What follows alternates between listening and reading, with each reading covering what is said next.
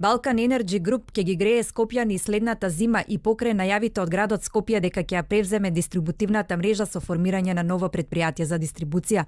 Според менаџментот, компанијата нема никакви проблеми и е во стабилна состојба, а за дистрибуирање на парното грејење има 35 годишна лиценца. Компанијата Balkan Energy Group, како што реков, ја подготвува новата грејна сезона и без никакви дилеми ќе има стабилен и сигурен почеток на грејната сезона. Корисниците да не стравуваат за тоа. Нашата компанија и финансиски, и технички, и кадровски е спремна да ја продолжи успешната работа. Кочовски потврдува дека веќе соработуваат со градот за да ја зголемат искористеноста на системот, но и да се справат со загадувањето.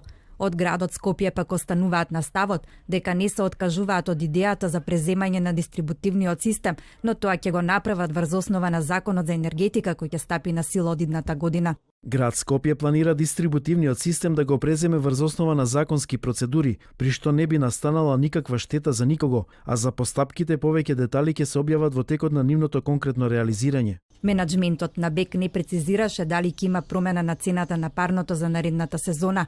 Тоа ќе се знае во август со одлука на регулаторната комисија. Иако на Балкан Енерджи производство, фирма Кирка на БЕК ја замрзна имотот поради судско рочиште закажано за идниот вторник, менаџментот на компанијата тврди дека се далеко од стечај. Предстечајна постапка се води и за АД Топлификација, компанија во чија собственост се топланите, од каде што доаѓа парното на БЕК.